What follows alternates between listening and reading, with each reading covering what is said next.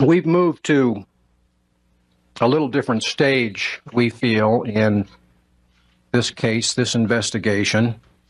Things have narrowed for us, and we think we are now at a point where we can begin to have more conversation with you, but within that framework that I have just mentioned and that I spoke to when we had the press conference in the Globe Matters. The challenge for an old prosecutor like me, given the cases that we have watched recently, is to do it right,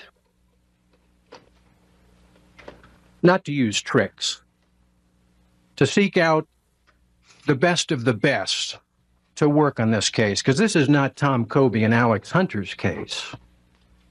No, this is the case of the people of Boulder, the people of Colorado, and certainly without exaggeration, the people across this country who this case has touched and who call me, and I can tell when they call me that they are full of emotion, that tears are often on their cheeks as they talk about the loss of this child who was really our child. People would rather not believe that these kinds of perverted live streams exist, let alone acknowledge the existence of what's called hurtcore essay material and red rooms, which are essentially paid request snuff live streams.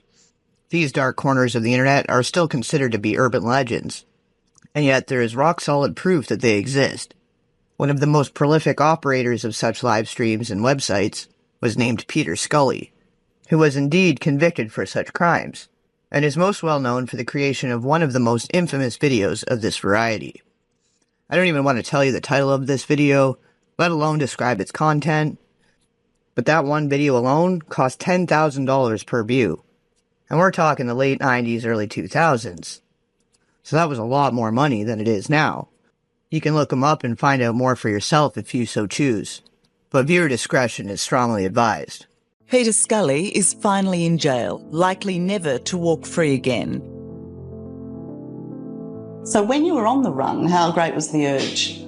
Urge for what? To find young girls. Hardly ever had an urge. It's not like a hungry dog that's got to feed every 3 hours or 4 hours. It's not like that. So to sit down then opposite Peter Scully was to sit down opposite somebody that you can't quite believe can be so evil and so debauched and can cause so much damage and pain. What we're interested in is whether you have any remorse, whether you admit to what you've done. Of course I have remorse. Why, of course? Well, you think people don't have remorse? No, I'm asking you as somebody who is a repeat offender here, who went on the run, who's only here because you've been caught, not because you turned yourself in. At what point do you actually feel sorry for what you've done? Is it at the point where you're captured? Oh, that's a good question, actually. That's a good question. Well done. What is the case against Peter Scully? There's two cases in the Philippines. The first case is the slavery, the fact that he's kept two young girls in a house and actually abused them, tied them in dog chains and allegedly made videos of them. That's one case. The second case involves the holding of young victims and abusing them, and then it went to violence against the young victims as well as abuse, and then unfortunately and horrifically ended in the death of one of the victims. That was an incredibly confronting story because of the age of the children involved and the level of debauchery against them and the number of people involved in it. The prosecutor wanted me to look at the videos before I interviewed Peter Scully, which I actually refused to do. And I think many in the Filipino media did see it, and one of my colleagues saw some of the videos. And I just made the judgment that once you see that, you can't unsee it, and what I was imagining was bad enough. The acknowledgement of the existence of such a video really only reached MSM news outlets when it was found to be in the possession of Josh Duggar, the eldest son of the ultra-faith-driven family that had their own TLC reality show for many years called 19 Kids and Counting. Rather than getting him the help that he needed when it was revealed he had been inappropriate with his younger sisters as a teen, he was sent off to a faith-based work camp. And the problem clearly persisted, and to such a dangerously explicit degree. Joshua Duggar is charged with receiving and possessing child pornography. He's accused of downloading and possessing material that depicts the sexual abuse of children under the age of 12. Prosecutors told Judge Brooks in a pretrial hearing today that Duggar admitted previous child molestation when he was 14 years old to his father Jim Bob and family friend Bobby Holt. While the prosecutors want to use Jim Bob and Holt as witnesses, the defense argued Joshua's behavior as a child isn't relevant evidence to this case. So we know all of this definitely exists, and in many cases with either the enablement and or complacency of the parents of these child victims. So is it really all that crazy to suggest that it is possible that something within the same realm was going on with JonBenet, and that things went too far? We already know John Ramsey and his close friend Fleet White had been accused of crimes against children, and that films were made. But let's take a closer look at where John comes from, and any other questionable ties that may accompany him. Tonight, our look into the cold case of the Oakland County child killer takes us on a road trip to North Fox Island in northern Michigan. Police were investigating a child pornography ring on the island back in 1977. Now, just months after 3 Oakland County children were killed and just weeks before another, Timothy King, was abducted. The pornography operation was run by a man with ties to Metro Detroit, and police were anxious to find out if he was involved in those serial killings. Kevin Dietz joins us now with more on that. Kevin. Yeah, one theory in the Oakland County child killer case is that it was part of a group of wealthy pedophiles who were trafficking in child pornography and groomed underage kids who became victims. A massive investigation led to 2 people, Frank Sheldon of Grosse Pointe, who owned much of North Fox Island, and Jerry Richards, a teacher in Port Huron who recruited young boys to fly to the island on field trips. John Ramsey's father, James Dudley Ramsey, had been the commissioner for both the Nebraska and Michigan Aeronautics Division. He was who had approved and oversaw the airstrip that had been constructed on North Fox Island, as per the request of Francis Sheldon, the owner of that island. Sheldon was a wealthy Michigan businessman who came from an upper-class family. He went to prep school in New York and graduated from Yale in 1950. He also served in the Michigan Air National Guard in the Korean War. His father was the governor of Michigan and served as the Secretary of War. In 1960, Sheldon outbid the state government for North Fox Island and allegedly set up an elaborate child essay and essay material ring in connection to Brother Paul's Children's Mission. He also took part in the YMCA's Big Brother program to procure disadvantaged victims. Here's some insight from a convicted predator named Jack Reynolds about how he identified and selected victims, which shares a common thread with those heading these type of massive operations. How did you get them alone? Grooming. I would check out their family situation. I would check out their clothing to see how well they were, financially. I would check out their social interaction with other kids. When we were on the ballparks or on the gym floor, I would make sure which ones I wanted to. I would give them special attention, congratulate them, talk to them when I know that I would never be allowed to talk to anybody else. Aside from everybody, I would give them the attention that an official is not supposed to give anybody. And it made them feel like, wow, he's paying me attention. It is a direct form of grooming. Were there certain characteristics that you looked for in children before seeing them? In children, yes, but more I also looked at their families. If I thought the father was a threat, I would not approach the child. If I thought that the child had friends that he would tell, I would not approach him. If I thought the child had friends that were in the same capacity he was, I would approach him. For the simple fact that if I could miss him, I could lure him into believing, grooming him into believing that he would enjoy it.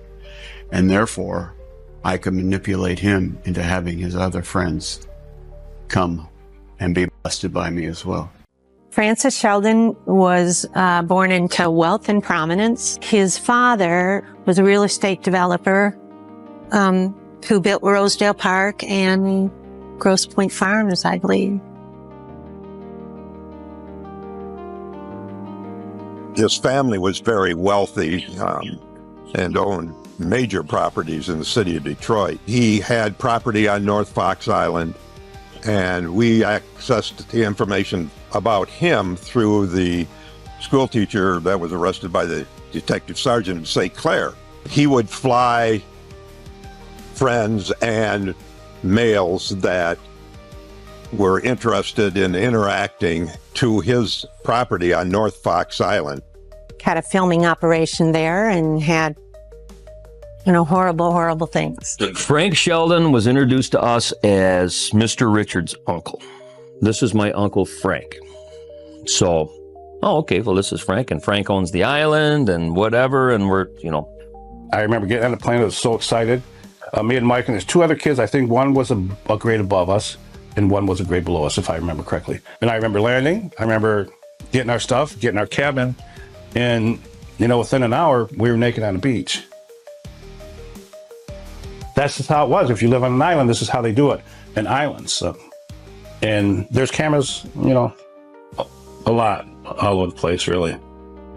It's just because of the trust and innocence that children have, and for someone to steal that away from them, you're basically taking part of their life away, and it's not fair. I was angry at the school, because how could you hire this man and bring him into our school? So a lot of mixed emotions. I'm not afraid to tell the story now. Even as a grown man, you got that little boy inside you that doesn't want to tell anybody. That little boy died a long time ago. The peak of this operation was between 1976 and 1977, and nearly led to Sheldon's arrest. However, he fled to France, married a local to obtain citizenship, and later relocated to Amsterdam, where he was able to continue his activities without the threat of U.S. authorities until he passed in July of 1996. The connections between this case and 4 Oakland child deaths between 1976 and 1977 were made, but this too is a long-term unsolved cold case. Yeah, one theory in the Oakland County child case is that it was part of a group of wealthy pedophiles who were trafficking in child pornography and groomed underage kids who became victims. A massive investigation led to 2 people, Frank Sheldon of Grosse Pointe, who owned much of North Fox Island, and Jerry Richards, a teacher in Port Huron who recruited young boys to fly to the island on field trips. Now, a new book explores whether a cover-up has kept this case a mystery all these years. For 4 decades, detectives, victims' families, reporters, and filmmakers have all tried to learn the truth about the Oakland County child case. Now, another book explores the horrific murders of 4 children along the Woodward corridor that terrorized the community from 1976 to 1977. I wanted to get as much as I could, as close to the truth about what happened to these kids as I could. Keenan documents the King family's quest to expose the lead into a key suspect. 11-year-old Tim King was the last known victim of the child, and his father, Barry King, has tried for years to find the truth about what happened behind the scenes in this investigation. Both of you ladies have been enormous help to the family of Tim King. In 2006, the King family unearthed the lead into Christopher Bush, a 4-time convicted pedophile who was polygraphed about the case and let go by law enforcement shortly before Tim King was abducted in 1977. I'm convinced he was involved. The 7 investigators were the first to reveal Bush's autopsy report after he allegedly killed himself inside his family's Bloomfield Township home. Keenan tracked down the cops who were there that day in 1978. It definitely looks staged, and I don't know anybody that looks at that scene and thinks that it was suicide. I talked to investigators who were at that scene who said, yeah, we thought this was our guy. Keenan says her book contains evidence that law enforcement covered up the Bush lead, but she does not say Bush was the... We know for sure that he was involved, but by no means do we know that he was the killer. My own reporting has shown over the years that part of the reason detectives moved on from the Bush lead within the last decade was because of stronger scientific evidence on a man named Arch Sloan. DNA evidence from 3 hairs that have been found link Sloan to the case. Now we've learned new information comes from a man who won't reveal his identity. And he is someone 7 Action News investigator Heather Catallo has spoken to many times. And Heather, who are we talking about? Well, that's the problem. We don't know. Nobody seems to know. What we do know is that this source started contacting me back in 2010, alleging that these murders were related to cult activity and pagan holidays. But we never went with the story because he's provided absolutely no proof. After decades of mystery, police still don't know who abducted and 4 children along the Woodward corridor between 1976 and 1977. Some families of the victims have waged a public battle for information from Oakland County prosecutor Jessica Cooper. Christine Mahalik was the Oakland County child 3rd known victim, and now her mother is weighing in with a $100 million lawsuit filed in federal court. The system has not only failed Chris, but has failed all the victims of the monster that took our kids from us. It's time for Jessica Cooper to step aside and let the Department of Justice investigate these cases. At a press conference in Detroit today, Deborah Jarvis and her attorney Paul Hughes revealed that their lawsuit is based on information from an unknown confidential source who's been nicknamed Bob. Have you met him? I have never met him. I would know him if he was sitting in this room. Do you know his real name?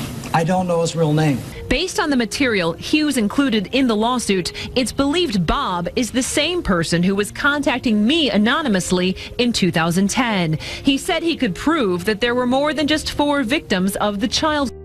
And Bob wrote up this detailed memo alleging that the victims were abducted and their bodies were discovered on dates that were connected to pagan holidays. Bob claimed the killings were tied to satanic cult activity in Metro Detroit. The problem was Bob would never provide a name or any information about himself or a phone number so that we could verify what he was saying. If he was some crazy dude, he'd just be out there posting it all over, or he would be turning the matter over to the Oakland County prosecutor. He wanted one piece of information, essentially, to confirm what he basically already knew before he was going to put an individual out there as a suspect. And that, my friends, is integrity on his part. There are evils in this world that good-natured people cannot even fathom. And where there is demand, there is supply. In some cases, the parents are complicit in these crimes due to how lucrative the business can be. I would suggest you check out the documentary called Eyes of the Devil by Patrick Vega, who infiltrated a network of those willing to sell their children with no regard for the potentially evil purposes for which they were being obtained, for further insight into this cold hard truth. There was literally a couple just this past summer who were on a camping trip with their children, and at one point in the night, after running out of booze, had propositioned a neighboring campsite to trade a 6-pack for their infant child. There's no need to make up any crazy stories when it comes to this sphere. However unfathomable or incomprehensible, there are millions of children going missing every year worldwide, and that's just the ones being reported. How many are bred or sold into captivity, obtained from third world countries that have no documentation? Anyways, let's not get too off course here. I just need you all to understand the depths and extremes of depravity that we know exists, so we can review cases like with JonBenet with more awareness, knowledge, and critical thought. Many believe that not only was she being essayed, but that there was material being made, and that this was how John Ramsey and his company were able to reach $1 billion in sales in a single year. On one hand, it's been speculated that the direction of the video went too far, and her death was an accident, as per the claims of the convicted predators who came forward wanting to take responsibility, while others believed that it was intentional, for either ceremonial purposes, for profit, or both. We know BDSM exists, we know snuff films exist, and we know child essay material exists. We also know a combination of this twisted niche material exists. With the JonBenet case, My gut and instincts have always suggested that something far more sinister than what was discovered and discussed in the media was taking place. So let's go deeper. Not only did John Ramsey have family ties to North Fox Island, but if you remember, in part 1, we briefly touched on the possibility that Patsy and JonBenet had been sold into covert military operations. That similarly to Kathy O'Brien's father, this was how John was able to obtain such high-value national defense contracts, as well as allowed him access to the specialized military-grade software that would allow for a highly encrypted web space that could host and broadcast illegal materials, as well as terminate all evidence of such a web space with the click of a button. There had been that article in the Star where the author had allegedly received the information from an insider that child essay material had been discovered on Access Graphics computers, but either they never investigated this, or by the time they had a chance to, there was nothing to find. Or it was never there to begin with, but with all things considered, and with very little information about what kind of national defense contracting work Access Graphics was responsible for, it seems all the more likely that John Ramsey had a similar arrangement as Kathy O'Brien's father had with the government. There were several parallels between what Kathy O'Brien alleges she experienced in a covert military program and key elements of the JonBenet case. JonBenet Ramsay was very much a part of the same MK Ultra structure that I was, especially with her father being in Michigan. There's documented evidence of my father and John Ramsey on the same boat to Beaver Island, which is up by Mackinac Island, Michigan, where the kids are taken and where programming occurs and all like that. So we had those parallels. And it was also in Mackinac Island, Michigan, that I met who would be my owner in MK Ultra Mind Control, U.S. Senator Robert C. Byrd. Mm-hmm. Senator Byrd was from West Virginia. He was in office for over 50 years. We need term limits. Yeah, which is insane. Like, how does that even... come on, right? Yeah, exactly. I agree. 100%. And Patsy Ramsey was Miss West Virginia. So she was MK Ultra. She was under Byrd's control. We've got so many parallels that are already unfolding right here. Yes. That by the time the Ramsey case broke, it seemed like maybe this one was going to tip the scale and people would wake up to what Ultra. And they should have. And they should have. Like, come on now. That if that wasn't enough, like, why are we, but it's better late than never, right? Yeah, but then again, it was the investigation of the Ramsey case and everything else. The attorney Alan Dershowitz said that no justice would ever be served, and people wouldn't even get to know the truth because national security had been invoked on the case. Yeah, national security was invoked on my case when I was just a little bitty child, and my father was caught sending child pornography of me through the U.S. mails. This was like 1960. So already national security was covering up these crimes against children to allow for the proliferation of. So it was no surprise that the same methods that have been going on all these years were still being used on the Ramsey case. So taking it to the next level, by the time the Michael Jackson case broke, since he was in the same MK Ultra Mind Control Project Monarch that I was, the same years that I was, I thought, oh, this is the one. This one's going to break. No. And it's just the cover-ups continue. We still don't have we need the list of the Epstein Island visitors, but more importantly, we need to know who are the puppet masters holding these blackmail videos and what's their agenda, because that is key to everything. And that is what's going to unravel this whole new world order. To review, as mentioned in part 1, there had been a stun gun instructional video found at the Ramsey's residence, and it was said by Alan Dershowitz that any details regarding that tape were sealed under national security. In a crucial part of his theory, Smith believes the intruder got JonBenet from her bed by incapacitating her with a stun gun, a small battery-operated device designed to fend off attackers. Smith says the killer then took the child to the basement. I believe he brought her down to the farthest, deepest part of that basement and did very brutal things to her. These autopsy photos provided to NBC News show that JonBenet had two distinct sets of marks on her face and back. Stun gun marks are very specific, very specific. Once you know what they look like, it's not hard to distinguish what they are. Speculation about a stun gun has been swirling around ever since JonBenet was. The Boulder Police Department has neither confirmed nor denied its use in this crime, but the department did ask Dr. Michael Doberson, a forensic pathologist and coroner, to study the marks on JonBenet. Unless some other evidence is presented to me, the most likely explanation for those injuries is that they were caused by a stun gun. And Lou Smith uses these photos to further advance his theory. This man, whose body was exhumed, was confirmed to have been stun-gunned on his face, and this young woman was stun-gunned on her face as well. He says their marks are similar to the ones found on JonBenet. You have to explain the fresh marks on JonBenet, especially on her face. They weren't seen in any of the Christmas photos or any of the photographs taken that day of JonBenet. This is a very important clue left behind by the killer, Katie. You just can't throw a clue like that away. Smith says there aren't many other explanations and does not believe they were caused by buttons or snaps, as others have theorized.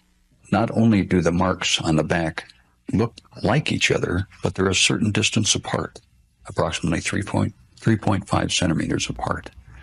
The marks on the face are approximately 3.5 centimeters apart. What are the odds of having two sets of marks on a person just by randomly laying on an object, say as a button or anything of that nature, or a snap? There is no evidence the Ramseys ever owned a stun gun, but hundreds of thousands of Americans do. More than 600 police departments use them, and they're easily available at gun stores and on the internet. They don't need to be registered. And Lou Smith says he did extensive research on the weapons. He found one he says would most closely match the marks on JonBenet, an air taser gun applied directly to the skin. Some people aren't very familiar with stun guns, certainly don't know the noise they make. And so I'd like you to show us if you could. First of all, the stun gun does make a lot of noise. So how could the Ramseys sleep through that? Lou Smith says he now knows because he conducted tests on anesthetized pigs. Until we got to the actual experiments with the pigs, we didn't realize that a stun gun, when it's applied right directly to the skin of the pig, that the noise is very muted. This is what it sounds like when it's against a pillow. It's very muted when it's against the skin.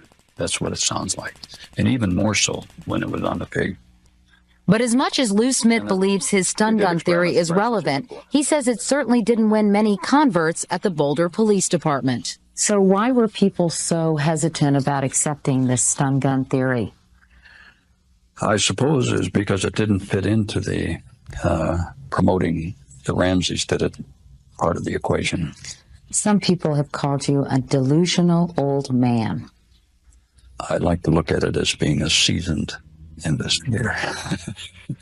Kathy has suggested in her book, Access Denied for Reasons of National Security, that the stun gun video was very likely the video that she'd been used as the demonstration subject, titled How to Create a Mind Control Slave Using a Stun Gun, which was performed by Michael Aquino, a high-level military agent who specialized in psychological warfare.